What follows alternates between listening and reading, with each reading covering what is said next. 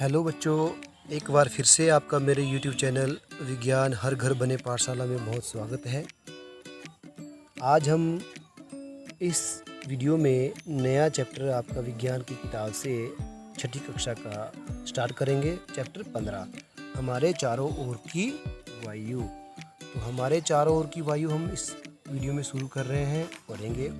इससे पहले कि हम चैप्टर शुरू करें, आप सभी बच्चों से एक रिक्वेस्ट करना चाहूँगा कि आप मेरे YouTube चैनल को ज़्यादा से ज़्यादा लाइक करें, शेयर करें और सब्सक्राइब करें। शेयर इसलिए करें क्योंकि आप जैसे बच्चे और भी होंगे जो ऑनलाइन कक्षा के साथ इस चैनल के माध्यम से फ़ायदा उठा सकते हैं।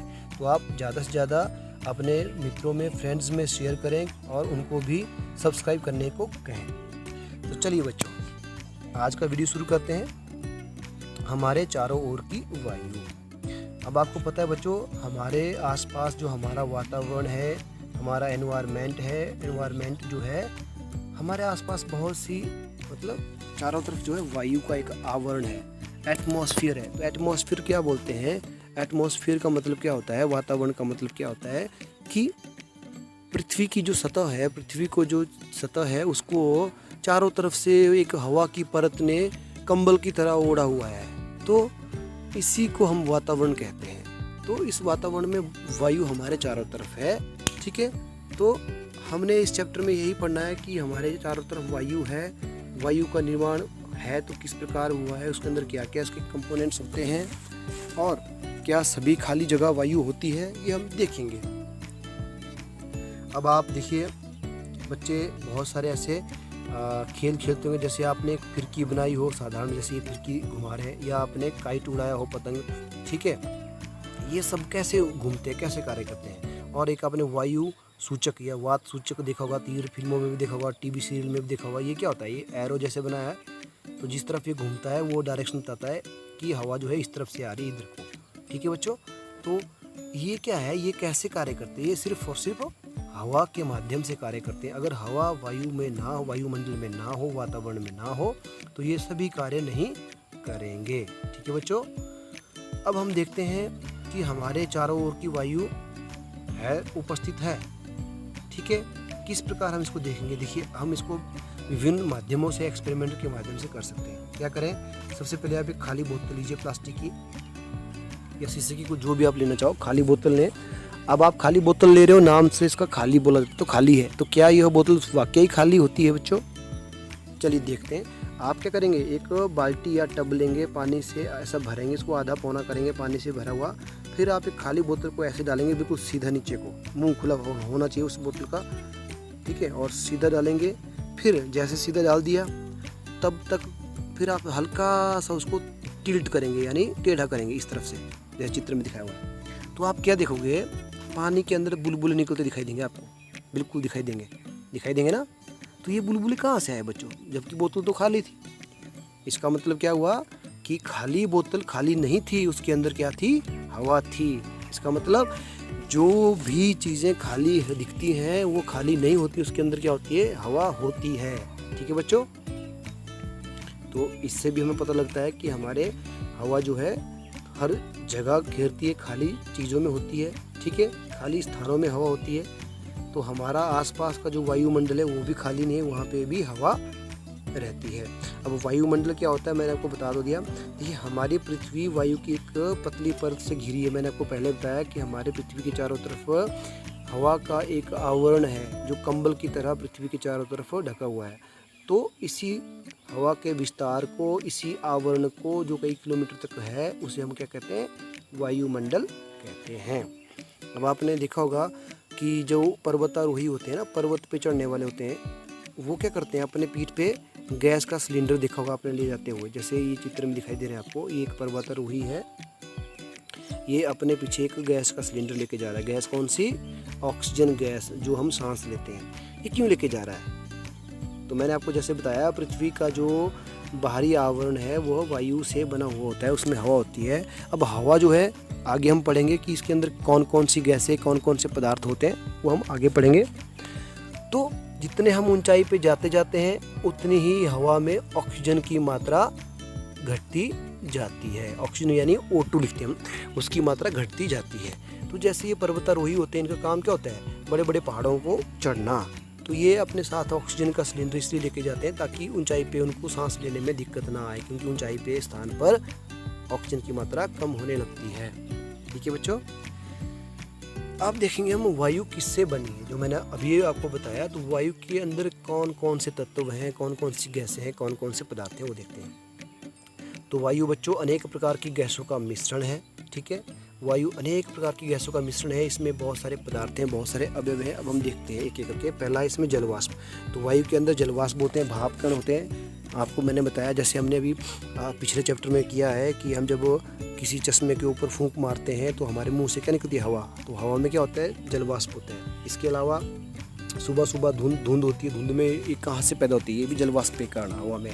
तो वायु के अंदर जलवाष्प होते हैं। ठीक है, वायु जो है ठंडे जगह से टकराती है और जलवाष्प जो है संघनित हो जाते हैं और छोटी छोटी जल बूंदों के रूप में हमें दिखाई देते हैं। तो प्रकृति में जो जलवाष्प होता है वह जल चक्र को पूरा करता है। ठीक है, प्रकृति में जल चक्र जो है जलवाष्प के बिना पूरा नहीं होता है। तो ये थे जलवाष्प, यानी वायु में जलवाष्प होते हैं। दूसरा है ऑक्सीजन। चलिए देखते हैं ऑक्सीजन, वायुमंडल में ऑक्सीजन भी होती है कि नहीं होती है। अब हम इसको एक्सपेरिमेंट के माध्यम से करेंगे। क्या करेंगे हम, देखिए हम क्या करेंगे बच्चों, इसको हम क्या करेंगे, हम एक बड़ा सा बाउल ले लेंगे, कटोरी ले लेंगे, शीशे की कटोरी होनी चाहिए पारदर्शी, जिसमें हम देख सकें। फिर क्या करेंगे हम, उसके ऊपर, उस बाउल के ऊपर हम एक मोमबत्ती जलाएंगे, उसको रख देंगे। ठीक है, अब हम देखेंगे कि वह मोमबत्ती जलती रहती है, खुले में बिल्कुल आराम से जलेगी। ठीक है, क्यों जल रही है, क्योंकि कमरे के अंदर जो हमने बाउल रखा है टेबल के ऊपर, तो बाउल के चारों तरफ जो हवा है उसके अंदर हवा है। ठीक है, ऑक्सीजन गैस है। अब ऑक्सीजन गैस है तो वायु में ऑक्सीजन गैस है, तभी वो जल रही, क्योंकि आप जानते हैं कि जलने के लिए ऑक्सीजन गैस की आवश्यकता होती है। अब हम क्या करेंगे, एक शीशे का गिलास लेंगे, उसको हम मोमबत्ती के ऊपर उल्टा रख देंगे नीचे को, जलती हुई मोमबत्ती के ऊपर। तो हम देखेंगे थोड़ी देर बाद, कितनी देर बाद, हो सकता है 20 सेकंड बाद, 25 सेकंड बाद, 15 सेकंड बाद वह मोमबत्ती क्या हो जाती है, बुझ जाती है। अब ऐसा क्यों होता है, क्यों, ये इसलिए होता है क्योंकि इसके अंदर जो ऑक्सीजन गैस थी इस गिलास के अंदर, जब तक वह थी तब तक मोमबत्ती जलती रहती है। जैसे मैंने बताया 20 सेकंड, 15 सेकंड, इसका मतलब इसके अंदर जो ऑक्सीजन थी वह 15 सेकंड चली, तभी वह जली, उसके बाद वह बुझ जाती है। इसका मतलब क्या हुआ कि जलने के लिए ऑक्सीजन की आवश्यकता होती है। अब दहन के लिए आवश्यकता होती है ऑक्सीजन की, ये हम अगली कक्षा में, 7वीं कक्षा में डिटेल में पढ़ेंगे। फिलहाल मैं आपको ये बता रहा हूँ कि वायुमंडल में ऑक्सीजन गैस भी होती है हवा में। तो इससे सिद्ध होता है कि हमारी वायु में ऑक्सीजन गैस होती है। ठीक है बच्चों, अब हम क्या करेंगे, एक दूसरे गिलास को हम क्या करेंगे, इसके लिए हम एक और तरीका कर सकते हैं। देखिए हम क्या करेंगे, हमने एक गिलास मोमबत्ती ले लिया, इसके ऊपर हम गिलास रख लिया, फिर हम क्या करेंगे, एक दूसरे गिलास से जो बड़ा हो उसको सावधानीपूर्वक जलती हुई मोमबत्ती और पानी की सतह को क्या हुआ, हम क्या करेंगे, जो मैंने आपको बताया वो एक्सपेरिमेंट केवल बताता है आपको कि दहन के लिए आवश्यकता होती है आपके पानी ऑक्सीजन की, लेकिन हमने पढ़ना है कि ऑक्सीजन होती है वायु में। तो हम क्या करेंगे बच्चों, हम 2 उथले पात्रों में, यानी जो बाउल हैं उनमें हम 2 मोमबत्तियाँ लेंगे। ठीक है, बीच में लगा देंगे। ठीक है, अब हम क्या करेंगे, इन दोनों बाउल में पानी डालेंगे।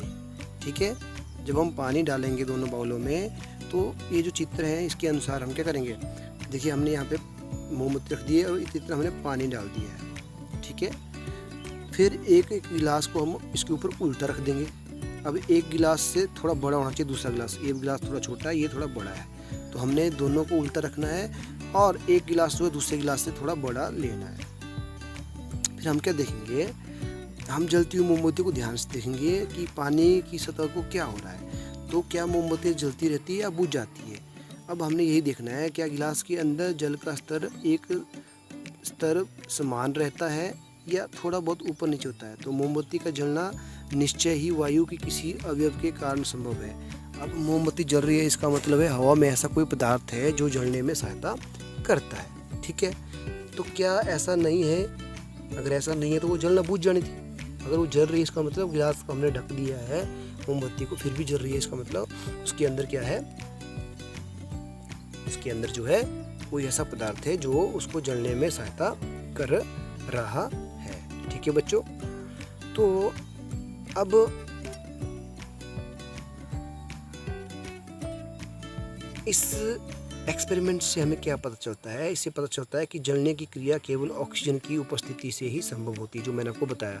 इसका मतलब है कि ऑक्सीजन के कारण ही वह जल रही थी। अब वायु और इसी कारण उसके अवयव ऑक्सीजन से हमारे प्रयोग में लाए गए गिलास में सीमित मात्रा में है। ठीक है, जब यह ऑक्सीजन जलती हुई मोमबत्ती के द्वारा प्रयोग कर ली जाती है तो मोमबत्ती अधिक समय तक नहीं जल पाती और कुछ समय देर बाद वह बुझ जाती है, जैसे मैंने आपको बताया।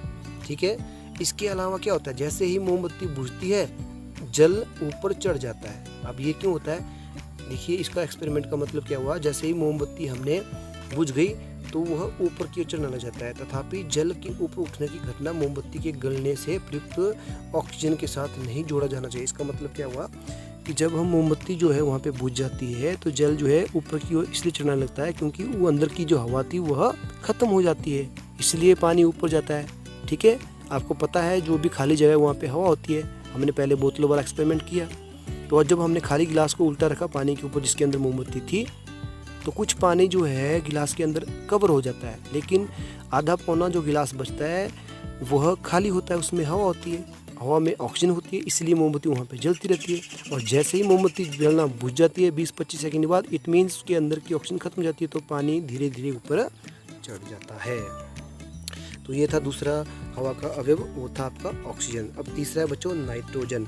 तो मोमबत्ती के बुझने के बाद क्या होता है, हमने देखा कि वायु का एक बड़ा सा भाग अब भी गिलास के अंदर है। तो गिलास के अंदर जरूरी नहीं है कि ऑक्सीजन ही होती है, गिलास के अंदर और भी बहुत सारी गैसों का भाग होता है। तो यह सूचित करता है कि वायु के कुछ अवयव जलने में सहायक नहीं होते, यानी ये बताते हैं कि वायु जो है कुछ भाग ऐसे होते हैं जो जलने में सहायता नहीं करते। ठीक है बच्चों, अब जो मोमबत्ती के जलने में सहायता नहीं करते उस भाग को बोलते हैं हम नाइट्रोजन। तो नाइट्रोजन गैस भी वायु में होती है, जिसका लगभग 4/5वां भाग होता है। ठीक है, यह वायु का 4/5वां भाग, मतलब वायु में सबसे अधिक जो गैस होगी वो नाइट्रोजन गैस ही होगी। लगभग हमारे पास वायु में कौन सी कितनी गैस है, 78% नाइट्रोजन गैस ही है। उसके बाद आता है हमारा दूसरा कार्बन डाइऑक्साइड। चौथा जो हमारा भाग है वो है कार्बन डाइऑक्साइड। चलिए इसको देख लेते हैं। अब एक बंद कमरे में इसका पता कैसे लगाएंगे कि हवा में कार्बन डाइऑक्साइड होती है? तो हम क्या करेंगे, एक बंद कमरे में एक कोई पदार्थ जल रहा होता है, तो शायद आपने घुटन महसूस की होगी। अब अंगीठी जलाते हो कमरे में, लकड़ी जलाओ, तो थोड़ी देर बाद क्या करते हो, एक बंद कमरे में कोई चीज़ जला रहे हो आप ना, तो थोड़ी देर बाद घुटन महसूस होने लग जाती है, मतलब आसानी से हम सांस नहीं ले पाते हैं। इसका मतलब क्या होता है कि कमरे के अंदर ऐसी कोई हवा के अंदर ऐसी गैस कोई बढ़ जाती है जो हमें सांस लेने में सहायता नहीं करती है, तो वह निश्चित ही कार्बन डाइऑक्साइड गैस होगी, क्योंकि जब हम सांस बाहर छोड़ते हैं तो हम भी कार्बन डाइऑक्साइड गैस ही निकालते हैं। तो हमारे चारों ओर की वायु का एक और छोटा अवयव होता है कार्बन डाइऑक्साइड। ठीक है बच्चों, तो इस प्रकार हमें पता लगा कि वायुमंडल में वायु में विभिन्न प्रकार के तत्व हैं, जिसमें क्या है, जलवाष्प है, ऑक्सीजन गैस है, नाइट्रोजन है और कार्बन डाइऑक्साइड गैस होती है। अब पौधे, जंतु सभी, ध्यान सुनना, पौधे जंतु सभी श्वसन प्रक्रिया में ऑक्सीजन का उपयोग करते हैं और कार्बन डाइऑक्साइड बनाते हैं। तो बच्चों, आप लोगों को बहुत से बच्चों की ऐसी मिथ होगी अभी, यानी एक जिसकी गलत फहमी होती है, उसको बोलते हैं मिथ, कि पौधे तो भाई कार्बन डाइऑक्साइड गैस ग्रहण करते हैं, श्वास लेते हैं और ऑक्सीजन गैस छोड़ते हैं। ऐसा बिल्कुल नहीं है बच्चों। पौधे केवल और केवल कार्बन डाइऑक्साइड गैस कब लेते हैं, जब वो अपना भोजन बना रहे होते हैं, जब वह प्रकाश संश्लेषण की प्रक्रिया कर रहे होते हैं, या प्रकाश की उपस्थिति में, प्रकाश केवल सूर्य के प्रकाश या कोई और प्रकाश हो, ठीक है, तो प्रकाश की उपस्थिति में ही पौधे अपना भोजन बनाते हैं, यानी उस समय वो कार्बन डाइऑक्साइड गैस को लेते हैं और हवा में ऑक्सीजन गैस को छोड़ते हैं। इसके अलावा जितना भी समय होता है, रात को धूप तो होती नहीं, प्रकाश होता नहीं, तो रात के समय पौधे भी ऑक्सीजन गैस ही ग्रहण करते हैं श्वसन में और कार्बन डाइऑक्साइड गैस छोड़ते हैं। ठीक है बच्चों, तो ये ध्यान रखना आपने, और इसीलिए कहा जाता है कि रात को पेड़ों के नीचे नहीं सोना चाहिए, है ना। क्यों नहीं छोड़ना चाहिए भाई? क्योंकि वो भी कार्बन डाइऑक्साइड गैस छोड़ते हैं और हम मर जाएंगे। ऐसा नहीं है, हम मरते नहीं है, क्योंकि बहुत बड़ा वातावरण होता है, वहाँ पे ऑक्सीजन बहुत होती है। लेकिन हाँ, ये ज़रूर है कि रात को पौधे भी कार्बन डाइऑक्साइड गैस छोड़ते हैं। ठीक है बच्चों, इसके बाद आता है अगला जो वायु का अवयव है धुआं और धूल। तो धूल और धुआं भी होता है। अब आपने देखा होगा कई ऐसे हमारे जैसे लकड़ी जलती है, लकड़ी जलने से क्या निकलता है? धुआं निकलता है ना। और कुछ ऐसे पदार्थ हैं धुआं में फिर कुछ गैसें एवं सूक्ष्म धूल कण भी होते हैं जो हमें हानि पहुंचाते हैं। तो इस कारण हम कारखानों में देखी होगी आपने, लंबी लंबी जो चिमनियाँ होती हैं, ये चिमनियाँ हानिकारक धुएं और गैसों को हमारी नाक से दूर ले जाती हैं और आकाश में छोड़ देती हैं और उड़ते हुए पक्षियों को बिल्कुल नज़दीक ले जाती हैं। तो ये जो है सदैव उपस्थित होती है हवा में। तो इस प्रकार जो है हवा में धूल कण भी होता है और धुआं भी होता है। ठीक है बच्चों, अब यहाँ चित्र में देखिए, इस चित्र में देखिए, ये वायु में धूल कणों की उपस्थिति दिखा रहा है। कैसे? आप अंधेरे में देखेंगे, आप जब आपको किसी अंधेरे कमरे में आप बाहर से एक छेद है, चाहे आपके खिड़की के पास छेद है, वहाँ से धूप आ रही हो अंदर ऐसे, तो उस धूप की जो लाइन जैसी आती है उसके अंदर आपको दिखेंगे धूल कण चमके हुए। ध्यान से दिखना अपने। तो इसका मतलब है वायु में धूल कण भी है। ठीक है बच्चों, अब आपने देखा होगा भीड़ पे चौराहे पे एक पुलिसकर्मी ऐसे खड़ा होता है, यातायात को नियंत्रण करने वाला ट्रैफिक पुलिसमैन। तो उसके मुंह पे क्या लगा होता है? मास्क। इसका मतलब क्या है? वो पॉल्यूशन, वहाँ का जो प्रदूषण है, वातावरण में जहरीली गैसें, धुआं जो गाड़ियों से निकल रहा होता है, उससे बचने के लिए अपने आप को ढकता है, मुंह को। तो इस प्रकार बच्चों हमने पढ़ा कि वायु हमारे चारों तरफ है। वायु जो है विभिन्न प्रकार की गैसों का मिश्रण है। वायु में ऑक्सीजन है, नाइट्रोजन है, कार्बन डाइऑक्साइड है, जलवाष्प है, धूलकण है, ये सभी जो है वायु में मौजूद होते हैं। तो चलिए बच्चों, आज की वीडियो को हम यहीं ख़त्म करते हैं।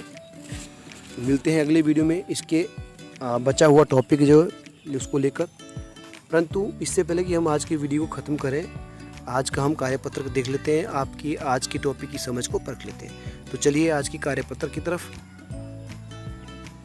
तो बच्चों, ये रहा आपका आज का कार्यपत्र। इसमें आप देखिए, आपको 2 प्रश्न दिए हुए हैं जो आपने अच्छी तरह से समझे हैं। पहला प्रश्न है बच्चों, क्या वायु हमारे चारों ओर उपस्थित है? समझाइए। बिल्कुल आराम से आप समझा सकते हैं। किसी एक उदाहरण देना, अपने उदाहरण के द्वारा आप समझा सकते हैं कि हमारे चारों तरफ वायु उपस्थित है। दूसरा, वायु विभिन्न गैसों का मिश्रण है। ये भी आपने समझाना है कि वायु में विभिन्न प्रकार के गैसें हैं, विभिन्न प्रकार के पदार्थ हैं, पदार्थों का मिश्रण है। तो ये भी आप एक्सपेरिमेंट के माध्यम से समझा सकते हैं। तो बच्चों, मुझे उम्मीद है आपको आज का वीडियो अच्छी तरह से समझ आया होगा और आपने आज की वीडियो को एंजॉय किया होगा। तो इस वीडियो को यहीं ख़त्म करते हैं। मिलते हैं अगले वीडियो में इस चैप्टर का बचे हुए भाग को लेकर। तब तक के लिए अपना ध्यान रखिए और पढ़ते रहिए।